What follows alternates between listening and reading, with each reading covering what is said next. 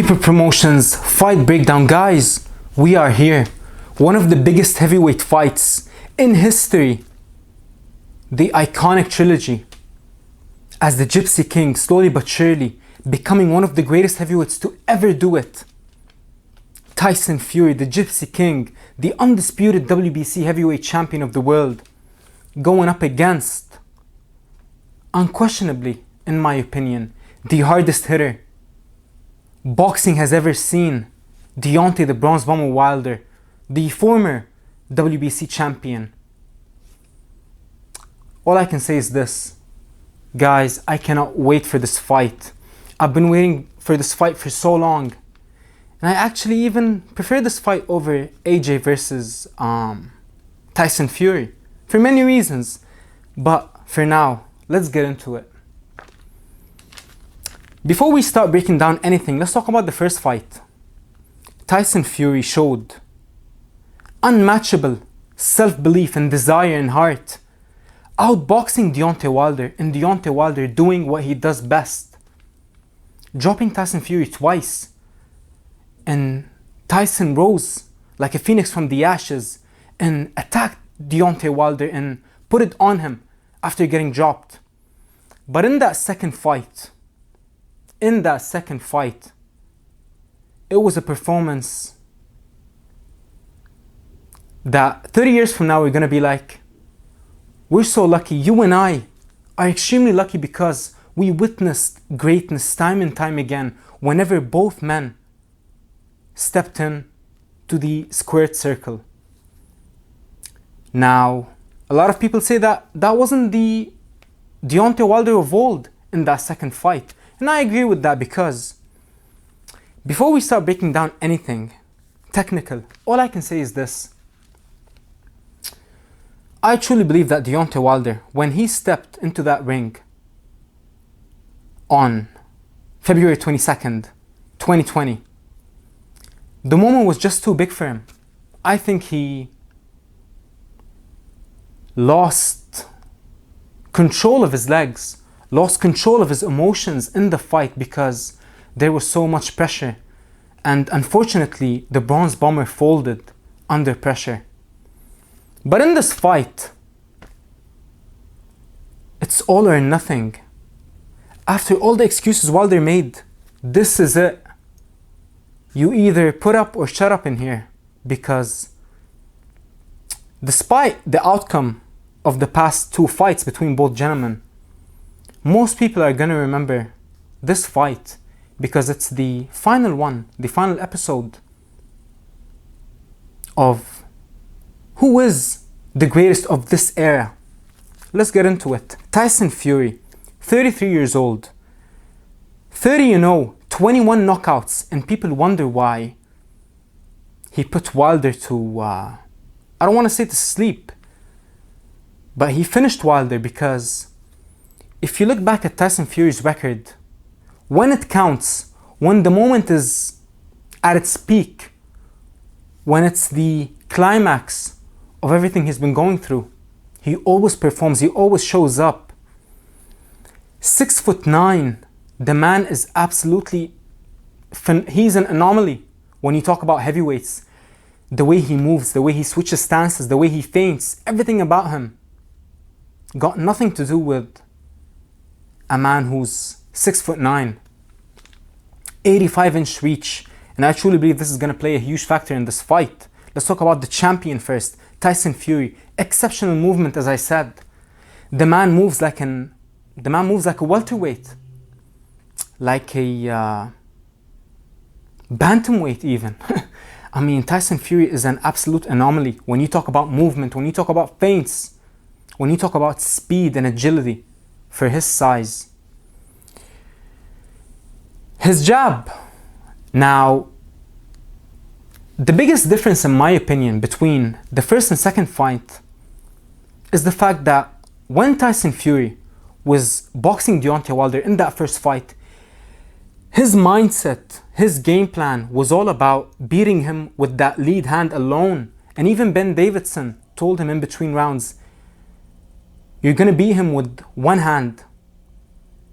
That's how much better you are than the Bronze Bomber. But in the second fight, he aligned with a Hall of Fame gym, the Kronk.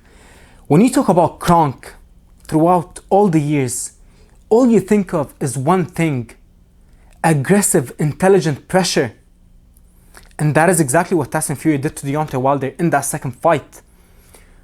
And even Lennox Lewis did the exact same thing to Hasim Rahman in the rematch. After getting knocked out, he was like, I gotta change trainers. I gotta be offensive. I gotta be aggressive with everything, even with my feints. And we've seen that throughout the years, a lot of heavyweights got issues when it comes to balance.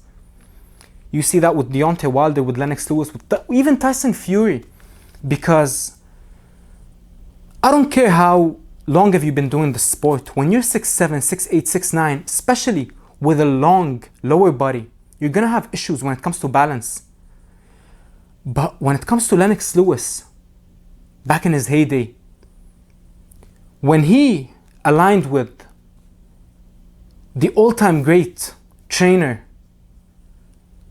Emmanuel Stewart, he taught him how to not just control your balance, but also be aggressive on the front foot.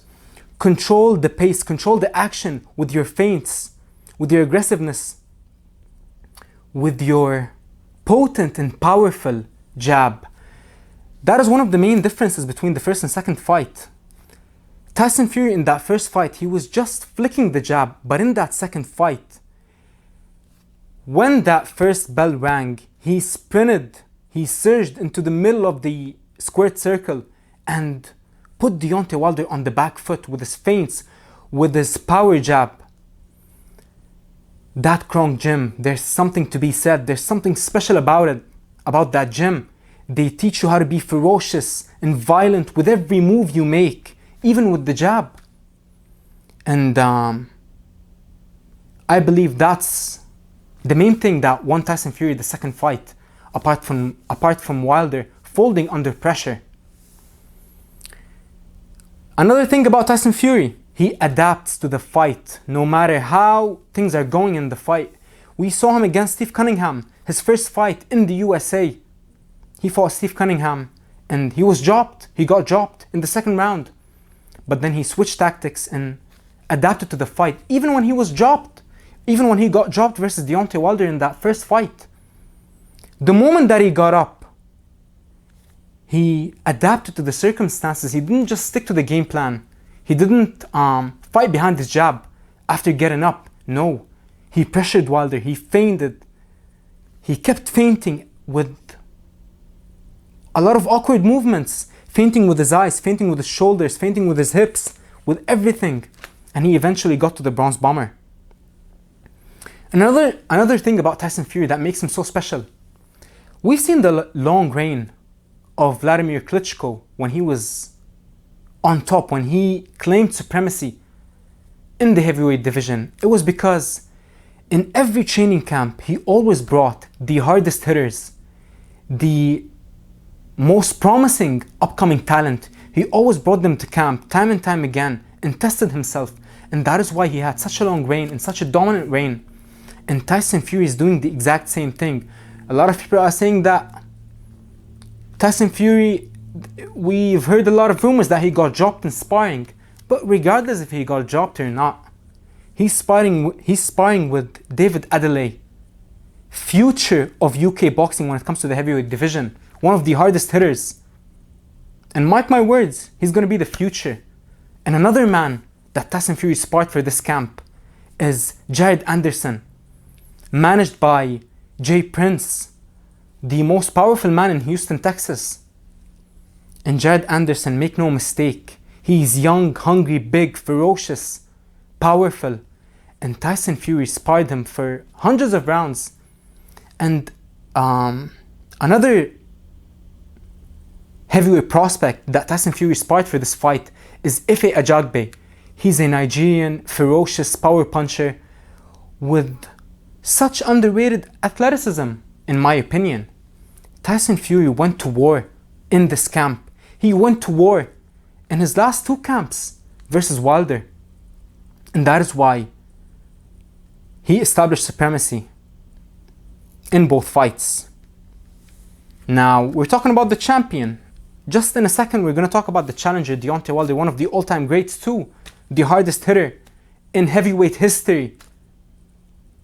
This fight is 50-50. I'm telling you right now.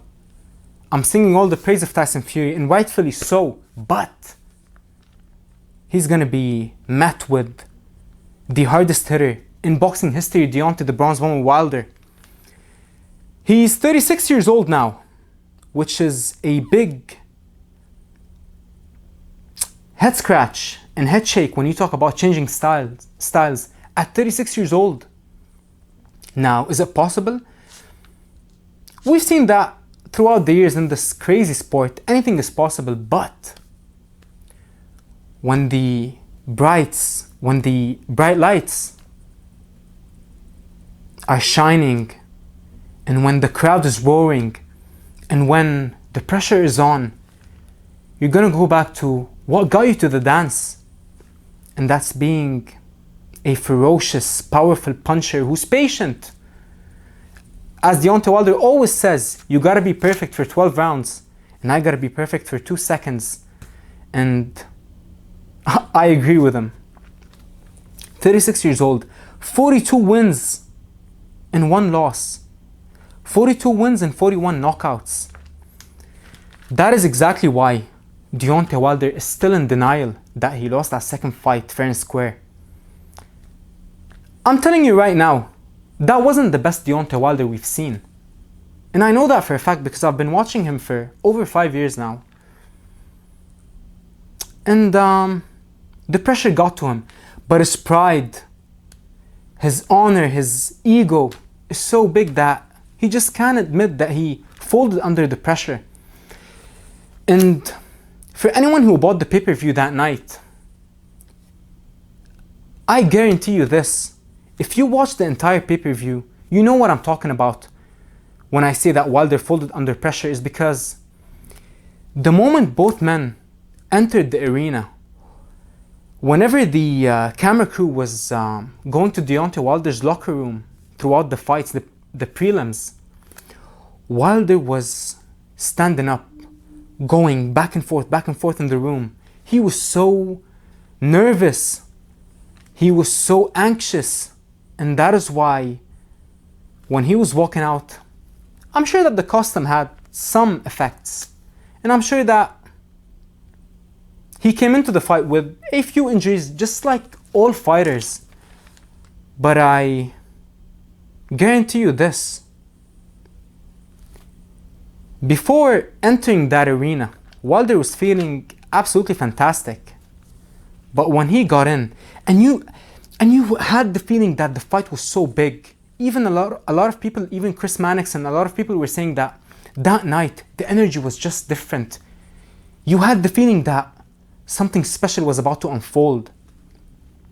And Deontay Wilder felt that, and that's why I believe he crumbled under the pressure. And it's okay, because no matter what your occupation is as the viewer, you can have a few bad nights and bad days at the office, but nobody's gonna notice except your colleagues in work.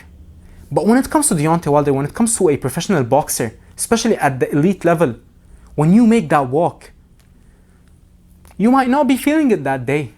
And it's okay, because you're human at the end of the day. But Wilder's just too prideful to admit that. Let's get into it. 83-inch reach, 6'7". As I said, the hardest hitter ever. Underrated jab, such underrated jab when it comes to Deontay Wilder. I truly believe that. You see, when he was losing all his fights versus Luis Ortiz, the list goes on and on. But he always found a way to get that knockout. It's because his jab is absolutely phenomenal. And it's so underrated in the sport, because he's such a devastating puncher. Not a lot of people pay attention to his boxing IQ and skill set. And I guarantee you that Deontay Wilder is one of the most underrated when it comes to skills in the sport of boxing. Let's talk about keys to victory for both men. How can Tyson Fury replicate what he did the last time? Now, what I'm about to say is actually simple, but doing it is a whole another story. If Tyson Fury wants to win this fight is in America, this fight is in Las Vegas, and Deontay Wilder is the hometown guy in this fight. So Tyson Fury, he cannot afford to let this fight go to the judges. The bell's gonna ring. He's gonna surge out to the middle of the squared circle, put pressure on Wilder, feint with his hips, with his shoulders, with his fists, with his eyes, and put Deontay Wilder on the back foot. We've seen it time and time again throughout the years. History shows that all power punchers struggle when they're on the back foot. And Tyson Fury needs to put Deontay Wilder on the back foot early. And even before that, before the bell rings in that first round, when both men are brought to the center of the ring and the referee is giving the instructions, if Tyson Fury wants to seal the deal, he's gonna be like, "You got any excuses tonight, Wilder?" Just like Antonio Tarver said to Roy Jones Jr. And I guarantee you, Roy Jones was thrown off after Antonio Tarver told him that. Put Wilder on the back foot, pressure him early, feint, get a reaction out of him, switch angles, lean on him. And for Deontay Wilder, if he wants to win this fight, can you imagine such a hard hitter to keep throwing to the body, to the shoulders, to the hips, to the chest, just like the all-time great coach in MMA, Ray Longo, told Chris Weidman when he fought Anderson Silva. He told him, put a hole in his fucking chest. And that's what Deontay Wilder needs to do. He needs to surge out into the middle of the ring and establish his presence. Remind Tyson Fury that he is one of the hardest hitters ever. This fight is all mental. I can talk all day about the skills and what both need to do to win this fight, but it's all mental. Whoever's going to show up in here more ready is going to get this.